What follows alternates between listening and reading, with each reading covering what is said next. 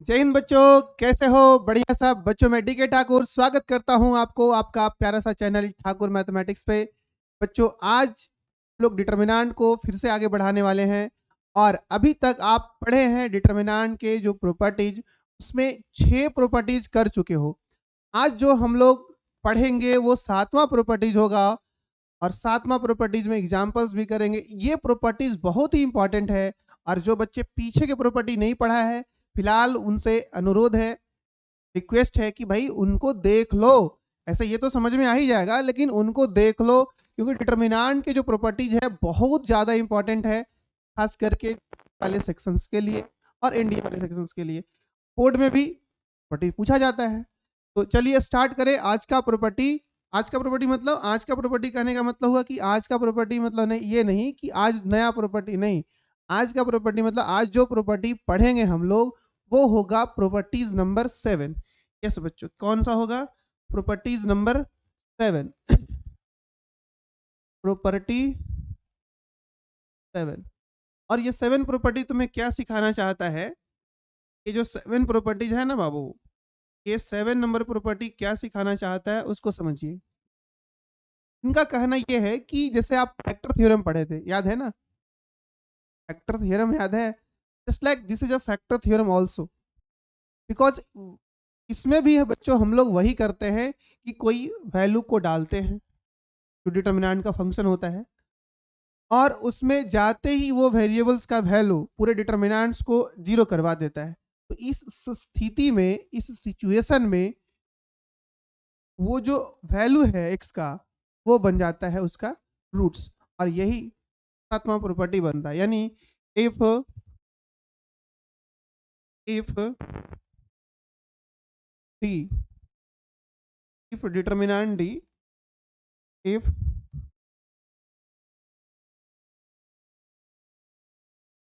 Determinant D is a function. अगर ये function है, फंक्शन कहो तो मतलब कि डिटर्मिनेंट डी जो है वो किसी वेरिएबल पे डिपेंडेंट है। डिटर्मिनेंट डी जो है वो किसी वेरिएबल पे डिपेंडेंट है। और at x is equal to a if d is equal to zero. That is, कहने का मतलब ये हुआ बच्चों कि डिटर्मिनेंट वेनिसेस, है ना? का मतलब हुआ कि डिटर्मिनेंट वेनिस। वेनिस मतलब होता है जीरो। यानी जैसे ही डिटर्मिनेंट डी जो है वो किसी, डिटर्मिनेंट डी जो है एक फंक्शन है, और जैसे ही हम x equal to a put करते हैं, चलो मान लो function of x, okay, determinant D जो है वो एक्स का फंक्शन है। जरूरी नहीं कि हर बार एक्स का ही फंक्शन हो, वो क्वेश्चन बाई क्वेश्चन चेंज होते जा सकता है ना, क्वेश्चन बाई क्वेश्चन वो चेंज हो सकता है। तो डिटर्मिनेंट डी अगर एक्स का फंक्शन है और एक्स इक्वल टू ए आप रखते हो उस में, और डिटर्मिनेंट डी जीरो हो जाता है, यानी डी जो डिटर्मिनेंट का वैल्यू वो जीरो हो जाता है, तो आप जीरो होने का मतलब वेनिस हो जाना, खत्म हो जाना, विलुप्त हो जाना। Then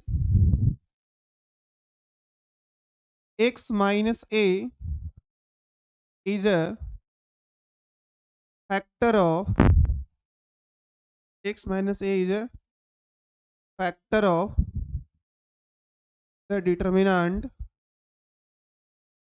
factor of the determinant t। यानी इसी को हम लोग फैक्टर थ्योरम भी बोल सकते हैं बच्चों।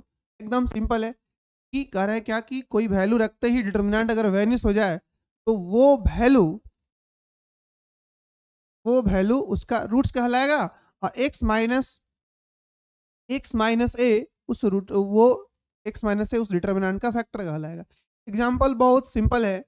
जैसे तुम्हें अगर ऐसा दिया जाए है ना, एग्जाम्पल बहुत सिंपल है। क्या सिंपल है आप देखो, आ जाओ, लो ये क्वेश्चन लेते हैं तुम्हें, है ना? कहते इफ टी जो है तुम्हारा ऐसा है, एक्स एक्स स्क्वायर और एक्स की 1 1 1 2 4 और 8, है ना? When t equal to zero, find roots of the equation. तो इस इक्वेशन के रूट्स बताइए। अगर डी 0 हो जाए तो इस इक्वेशन के रूट्स बताइए। तो अगर तुम इनको यूज करते हो, है ना, अगर तुम इस थ्योरी का इस्तेमाल करते हो तो मामला है यार। एक तो तरीका ये है, एक तो तरीका ये है कि आप इसे क्या कर लो, एक्सपेंड कर लो। एक्सपेंड करके जो भी क्यूबिक बने, क्यूबिक ही बनेगा क्योंकि 3 डिग्री का इक्वेशन है, 3 डिग्री का एक्सप्रेशन है और वो मेंटेन रहेगा, तो ये उड़ेगा नहीं। तो 3 डिग्री के इक्वेशंस में हमें 3 रूट्स मिलेंगे। तो जो क्यूबिक मिलेगा हमें, जो क्यूबिक हमें मिलेगा ना, उसको हम क्या करेंगे, फैक्टराइज करवा लेंगे। और फैक्टराइज करने के बाद हम आराम से निकाल लेंगे। लेकिन वो क्यूबिक जो आएगा वो तुमसे फैक्टराइज हो पाएगा या नहीं हो पाएगा, यहाँ थोड़ा रिस्क है। इसलिए हम लोग अगर फैक्टर थ्योरम यूज करते हैं, ये फैक्टर थ्योरम यानी प्रॉपर्टी नंबर 7 अगर यूज करते हैं, तो हम इस सवाल को बहुत ईजिली ढंग से, बहुत आसानी से बनवा सकते हैं। कैसे है देखिए आप, है ना। चलिए बनाते हैं। यार इसमें देखो कि ये डी जो है वो किस पे डिपेंडेंट है, एक्स पे। तो ऐसा ऐसा वैल्यू ट्रायल कर लो ना इसमें, ऐसा ऐसा वैल्यू ट्रायल कर लो कि ये पूरा का पूरा वैल्यू 0 हो जाएगा।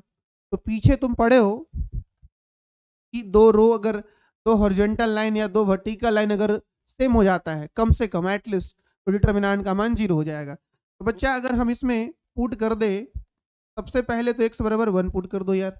जैसे ही 1 पुट करोगे मेरा जो d है वो कैसा हो जाएगा, 1 1 1 1 1 1, ये हो जाएगा 2 4 8। और आप सब जानते हैं कि इनका मान 0 होगा। कारण क्या है, तो कारण है कि r1 बराबर r2 है। ओके, तो इसलिए x इज इक्वल टू 1, एक रूट हो गया, है ना। x इज इक्वल टू 1 और x minus 1 is a factor. x minus a एक फैक्टर हो गया, x माइनस 1 एक फैक्टर हो गया, and x is equal to 1 is a root. और ये एक रूट बन गया बाबू, कोई दिक्कत नहीं है, नहीं ना कोई दिक्कत। चलो जी ठीक, अच्छी बात है। आइए, दिक्कत नहीं है तो कौन कह रहा है दिक्कत, है ना। फिर और भी ट्राई करिए। हमें पता है कि 3 वैल्यू ट्राई करने थे। कितने वैल्यू ट्राई करने थे बाबूआ, 3 वैल्यू ट्राई करने थे। तो अब तुम पुट कर दो x इज इक्वल टू, अरे यार अब तुम कह रहे हो सर 1 क्यों ट्राई किए, अरे बचवा जैसे 1 रखते ही ये 1 1 हो जाता। अब देखो 2 रखेंगे तो ये बन जाएगा। तो पुट कर देते हैं x इक्वल टू 2। जैसे ही पुट करोगे 2, t मेरा बन जाएगा 2 4 8। क्यों, क्योंकि 2 रखते ही 2 के पावर 1, 2 के पावर 2, 2 के पावर 3, फिर हो जाएगा ये 1 1 1, और ये हो जाएगा 2 4 8, और फिर से इसका मान 0 होगा। यहाँ कारण क्या बताओगे, अरे बोलो बबुआ बोलो, क्या कारण बताओगे। कारण यही ना बताओगे कि R1 और R3 समान हो गया। R1 R3 समान हो गया, यही बोलोगे कारण। हाँ जी सही बोल रहे हो जी।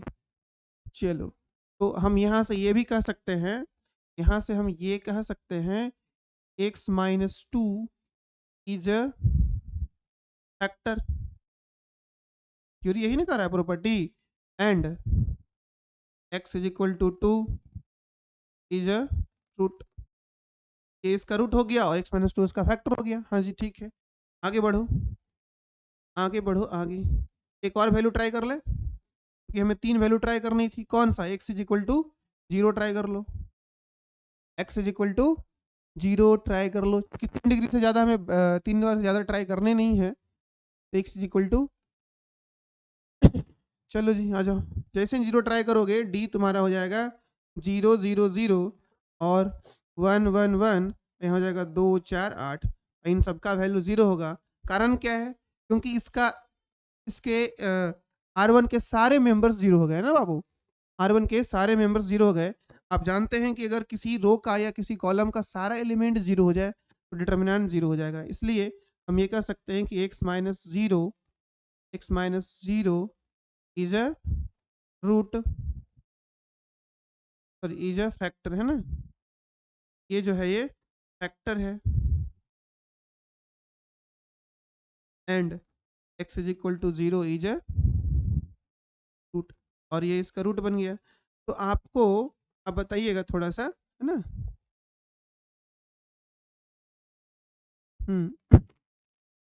कितने रूट्स बने यहाँ पे, अरे यहाँ पे रूट्स बन गए x इज इक्वल टू 0 1 और, यानी ये सारे आंसर्स बन गए आपके। ना, ये सारे आंसर्स बन गए। अब तुम समझ रहे हो यानी जब भी ऐसे आएंगे तो हम लोग आराम से फैक्टर थ्योरम से इसे निपट लेंगे। एक और सवाल है आपके सामने, आप चाहो तो ट्राई कर सकते हो जी, आप चाहो तो ट्राई कर सकते हो। एक और क्वेश्चन है, अच्छा पता है ये सवाल जे डबल ई में आ रखा है तो पुराना वाला जी, लेकिन ओल्ड इज गोल्ड, है ना यार, मुझे खास पता नहीं कब आया है, लेकिन हाँ 2000 से पहले का है ये। और आइए, क्या पूछा है, तो सबसे पहले इसको हम डी कर लेते हैं, है ना, डी कर लेते हैं और इसको जीरो करवाना है, 1 2 3, 1 2x, और यहाँ पे 3x² और 1 4 और 12। बोलो बबुआ, ट्राई करें, ट्राई किया जाए, हाँ सर ट्राई करिए। तो क्या ट्राई किया जाए बताइए, आप ही बताइए क्या ट्राई किया जाए, क्या ट्राई किया जाए यार, कुछ भी करो, कुछ भी करो, लेकिन ट्राई करो, है ना। तो पुट कर देते हैं, देखो दो रूट्स हमें चाहिए, कितने रूट चाहिए आपको, हमें कितने रूट चाहिए, अरे कितने रूट चाहिए, कितने, दो, क्यों, क्योंकि हाईएस्ट डिग्री 2, जीरो है नहीं, तो सारे टर्म बचे रहे नहीं, सारे टर्म बचे रह जाएंगे और हमें हाईएस्ट डिग्री 2 चाहिए। तो ठीक है, आ जाओ। तो अगर हम पुट कर देते हैं x इज इक्वल टू 1, तो बताना डी कैसा हो जाएगा, क्योंकि हमें देखना है इन्हीं में से क्या ये इसके जैसा हो सकता है, क्या ये इनके जैसा हो सकता है। अगर ऐसा है तो आइए ट्राई कर लेते हैं। जैसे ही 1 पुट करेंगे तो डिटर्मिनेंट कुछ ऐसा हो जाएगा, है ना, 1 2 3, 1 2 3, 1 4 12। और इनको देख के तुम्हें कुछ कुछ होने चाहिए, है ना, इनको देख के तुम्हें कुछ कुछ होना चाहिए जी। क्या होना चाहिए देख लो जी, क्या ये जीरो है, कारण बताओ, जल्दी से बोलो, जल्दी से बोलो, कारण क्या है, अरे यार क्या यार तुम बात कर रहे हो, जल्दी से बोलो कारण क्या है। सर कारण है कि R1 R2 सेम है, कारण क्या है, R1 R2 सेम है, तो एक रूट हमारा मालूम हो गया, है ना, इसलिए हम कह सकते हैं कि x is equal to 1 is a root और x-1 इज अ फैक्टर। एक रूट हो गया x इक्वल टू 1, और एक और ट्राई करनी है जी, एक और ट्राई करनी है, क्या बताओ, क्या ट्राई करोगे, एक और ट्राई करनी है, आ जाओ। अगर हम एक और वैल्यू पुट कर देते हैं, x is equal to 2 put कर देते हैं, तो क्या होगा, ये 4 हो जाएगा और ये 4 3 12 हो जाएगा। तो जैसे ही 2 पुट करोगे डी का वैल्यू हो जाएगा 1 2 3 1 4, देखो ना 2 रखोगे तो 2 2 4, और 2 का स्क्वायर 4, 4 3 12, फिर 1 4 12, देखो फिर से जीरो हो गया कि नहीं, अरे बोलो बोलो, है ना, बोलो बोलो बोलो, यहाँ पे क्या कारण बताओगे, R1 नहीं, यहाँ कारण बताओगे कि R2 और R3 दोनों सेम है, इसलिए हम कह सकते हैं ये दोनों सेम है, इसलिए इसका वैल्यू जीरो हो गया, और x is equal to 2 is root, x equal to 2 एक रूट बना, हेंस हम ये कह सकते हैं बचवा, x इज इक्वल टू 1 और 2 ये दोनों इनका रूट्स बन गया। हाँ कोई दिक्कत नहीं ना, नहीं। चलो आगे बढ़े, एक और सवाल आपके लिए, आ जाओ। इसमें तुम्हें बताना है, अ, इसमें तुम्हें बताना है कि यार अगर यदि ऐसा हो ना, कोई डी दिया हो, एक्स का फंक्शन हो, और ये एक्स हो, ओके, एक्स स्क्वायर हो और एक्स क्यूब हो, यहाँ 2 हो, 4 हो और 8 हो, यहाँ 3 हो, 9 हो और 27 हो, और इसका वैल्यू एंड डी का जो वैल्यू है वो एक्स माइनस अल्फा हो, एक्स माइनस बीटा हो और एक्स माइनस गामा हो, होल डिवाइडेड बाई, ओके। तो आपको करना क्या है, फाइंड करना है alpha plus beta plus gamma. Yes, ये बताना है। के का वैल्यू हमें नहीं बताना है। अगर के पूछ दिया जाए तो भी काम करते हैं, टेंशन मत लेना, लेकिन हमें खाली ये वैल्यूज बताने हैं। यानी आप बताएंगे मुझे कि यहाँ पे कितने डिग्री का इक्वेशन बनेगा अगर इनको तोड़ा जाए तो। और तोड़ा जाए तो 3 डिग्री का इक्वेशन बनेगा, क्योंकि हमें ये 3 डिग्री दिखाई दे रहा है। साफ साफ दिखाई दे रहा है कि नहीं 3 डिग्री, बताओ। दिख रहा है? कुछ समझ में आ रहा है? यस और नो बोलो यार, कमेंट बॉक्स खुला हुआ है तुम्हारा, है ना? यस और नो बोलो, आ जाओ। सर ये तो बहुआ वाला है। अरे यार बहुआ वाला, पहले तो कुछ ना बोल रहा था, अभी तुमको बहुआ वाला निकलने लगने लगा है। हम्म, आना बुद्धि आना चालू हो गया तुमको। हाँ जी चलो कोई बात नहीं। क्या क्या ट्राई करें बताओ, बोलो। सर यहाँ पे ट्राई कर लो, डी एक्स का वैल्यू 1 ट्राई कर लो। तो 1 पे तो कोई फायदा नहीं है, क्या कहते हो? हाँ जी कोई फायदा नहीं है सर, 1 पे कोई फायदा नहीं है। 2 ट्राई कर लो, तो डी कैसा दिखाई देगा? जैसे 2 ट्राई करोगे तो बन जाएगा 2 4 8, फिर 2 4 8, 3 9 27। वाह वाह, इसका वैल्यू 0, इसका मतलब x is equal x minus 2 is a factor. हाँ जी सही बोला, यही बतिया तो पहले भी बोल रहे थे हम लोग। हाँ, फिर और ट्राई करो, चलो x is equal to 3 try करो। जैसे इन 3 ट्राई करोगे डी कैसा हो जाएगा? तो डी हो जाएगा 3, 3 का स्क्वायर 3 3 जा 9। वाह, तो डायरेक्ट करते हैं, डायरेक्ट स्क्वायर करके लिखते हैं यार। 3 का क्यू 3 3 जा 9, 9 3 जा 27। वाह वाह, 2 4 8 3 9 27। इनका वैल्यू बबुआ आप जानते हो कि इनका भी 0 होगा। क्यों? क्योंकि इसमें R1 और R3 सेम है। कारण क्या है जी? सर R1 R3 सेम हुआ, में क्या कारण था? सर इसमें R1 R2 सेम था, और दो लाइनें अगर डिटर्मिनेंट में सेम होती है, जाके प्रॉपर्टीज देखो, मैंने बता रखा है पहले कि अगर दो दो लाइनें सेम होती है डिटर्मिनेंट का वैल्यू 0 होता है। यस और नो? यस और नो? यस। तो यहाँ से हम कह सकते हैं कि x माइनस 3 इज फैक्टर। हाँ जी सही बोला, ये भी एक फैक्टर बनेगा, बिल्कुल बनेगा। एक और बबुआ, चूंकि 3 को ज्यादा ट्राई नहीं करना था, x is equal to 0 try कर लो। वाह वाह वाह, 0 ट्राई कर लो, लिस्ट वाला बताना है, लिस्ट वाला। आ जाओ, जैसे 0 ट्राई करोगे तो d का वैल्यू हो जाएगा 0 0 0, 0 का स्क्वायर 0, 0 का क्यूब 0, 0 का any power 0, but that is a positive power. है ना, 0 का कोई भी पॉजिटिव नंबर करोगे 0 हो जाएगा। का मतलब ये कह सकते हैं कि x माइनस 0 वो भी एक फैक्टर हो जाएगा। हाँ जी, वो भी एक फैक्टर हो जाएगा। तो हम लोग यहाँ से क्या पाए बताओ? 3 फैक्टर मिला हमें डी का। हाँ जी, क्या क्या मिला? एक्स माइनस 2, एक्स माइनस 3 और एक्स माइनस 0। तो यहाँ पे ये नहीं बोला है कि अल्फा बीटा गामा में क्या कंपेरिजन होगा, कौन छोटा होगा कौन बड़ा होगा, ये कहना मुश्किल है। फिर भी तीनों फैक्टर्स, तीनों को हम अगर जोड़ेंगे तो पूछा वही है।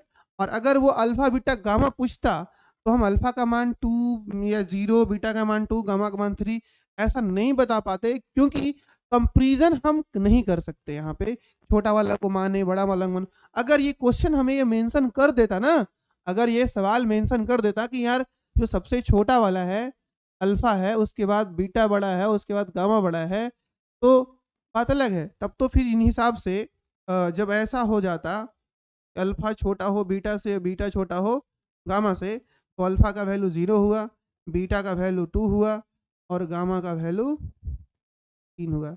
तो हम ये कह सकते हैं कि alpha plus beta plus gamma का वैल्यू हो जाएगा 0 प्लस 2 प्लस 3, यानी कहा जाए तो 5।